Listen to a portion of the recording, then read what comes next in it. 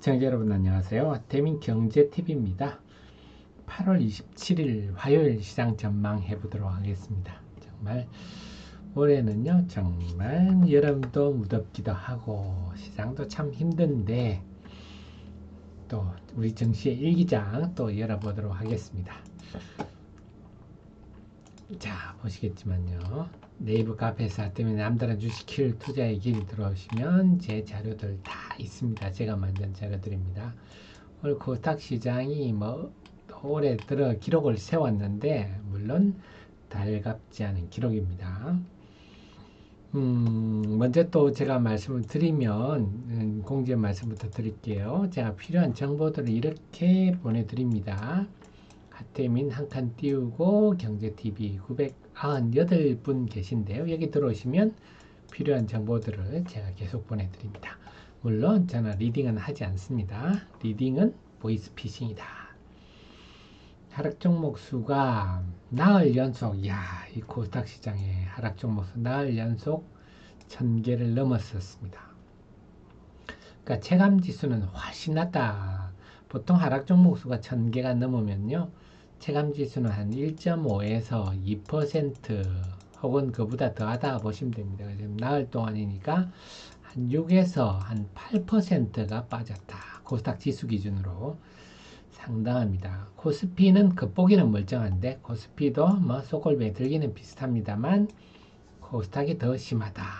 이 이유는 제가 뭐 지난번 데일리에도 분석했지만 지난주에 신규 상장이 6종목이나 되니까 그러니까 아무래도 물량이 많이 들면 예전에 그 기억나시죠? LG 에너지 솔루션이 상장될 때 시총 2위권 종목이 상장되니까 양 시장이 거의 한 달 동안 고생했지 않습니까? 그런 영향이다. 어쨌거나 이렇게 1년에 하락 종목 수가 1000개가 넘는 게 보통 사흘 연속인 경우는 1년에 한두 번 있을까 말까 한데 나흘 연속이네요. 이건 정말 몇 년에 한 번 있을까 말까 한 최악의 상황이다. 이걸 좀 비교 좀 찾아볼 수 있는 예가 작년 9월, 10월에 코스닥이 폭락이 제가 IMF도 겪어봤지만 IMF보다 훨씬 더한 폭락이다 말씀을 드렸잖아요. 역대 최대 폭락이다. 저는 그렇게 말하고 싶은데 이 폭락 과정에서 나흘 연속 하락한 종목 수가 1000개 이상 이게 딱 두 번 있었어요. 이 과정에. 그러니까 그만큼 나흘 연속 하락은 매우 드문 사례다.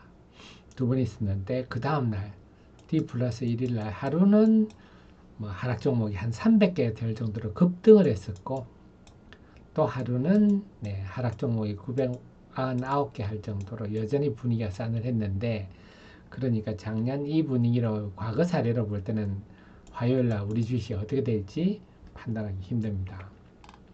그 속에서 반갑지 않은 얘기인데요. 최근에 모건 스탠리가 Preparing for Peak 우리가 제일 싫어하는 게 피크아웃이 아닙니까? 실적이 좋아도 피크아웃 전망이 나오면 주가가 급락을 하는데 반도체 업황이 이제 피크아웃 준비하라. 결국은 올 3분기의 고점이다. 4분기부터 성장률이 줄어들 거다. 이런 얘기입니다. 물론 모건 스탠리가 옛날에 2021년에 그 반도체 겨울이 온다. 이러면서 부도수표를 한번 크게 날렸죠. 전혀 시장에 맞지 않는 내용을 한번 했는데 그래도 그 리포트 나온 며칠 동안은 시장에 영향을 줬어요. 그래서 그런지 8월 23일부터 외국인들이 지난주 금요일부터 삼성전자와 하이닉스를 큰 폭순 매도하고 그러다 보니까 유가증권 시장 전체에서도 큰 폭순 매도로 돌아섰습니다. 이것도 달갑지 않네요.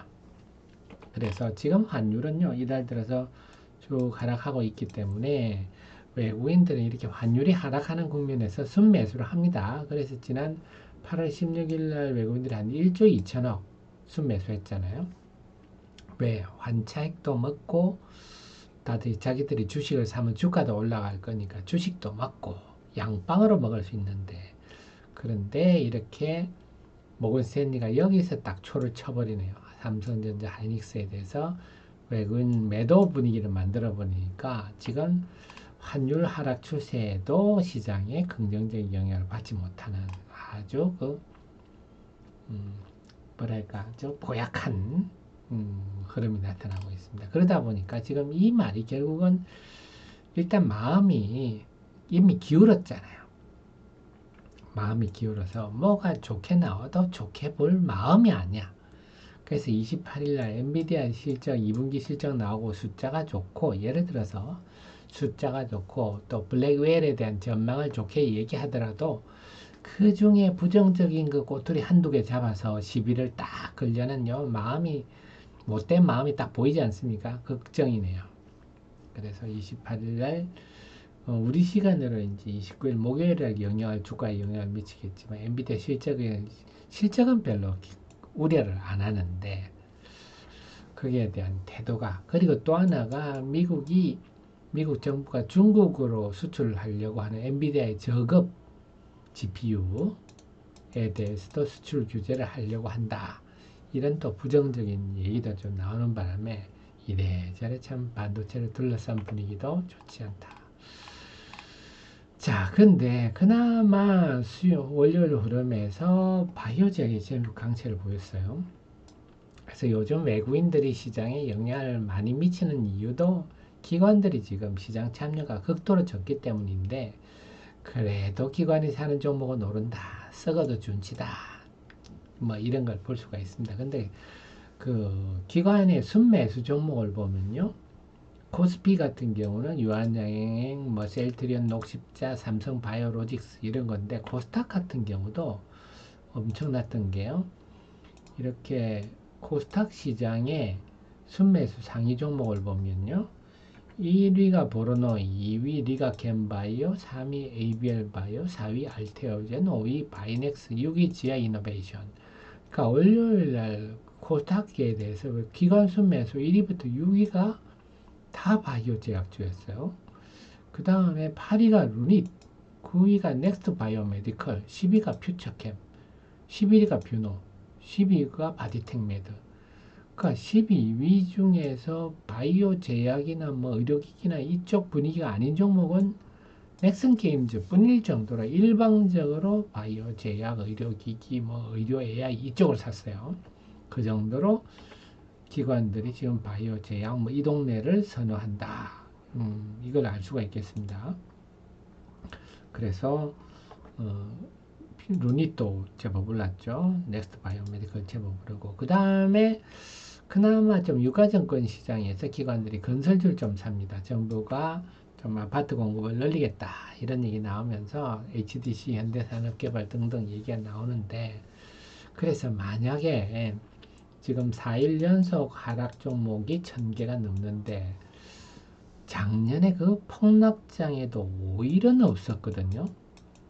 그러니까 과연 화요일 날도 하락 종목이 1000개가 넘는 흐름이 나타날까? 이건 좀 의문입니다. 또 4일 연속 하락 종목이 1000개가 넘었다는 것은 좀 극단적인 흐름이거든요.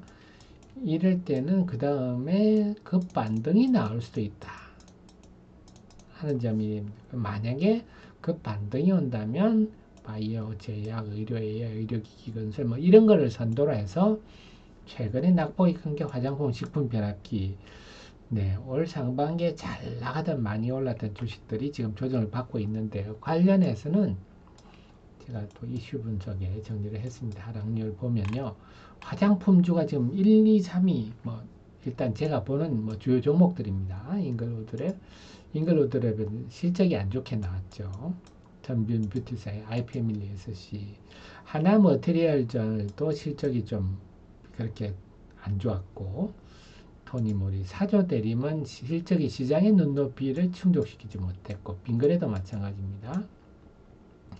그래서 뭐 나름 뭐 하락할 이유도 있지만 낙폭이 정말 6월 이후인데요.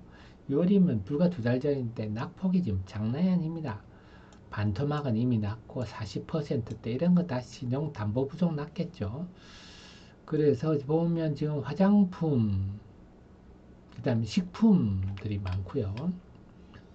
그 다음에 소부장들이 좀, 한미 반도체, STI, PSK 홀딩스, 지금 반도체 또 피크아웃 얘기가 나오니까 이쪽, 그다음 변압기의 재룡전기가 38%, 그러네요.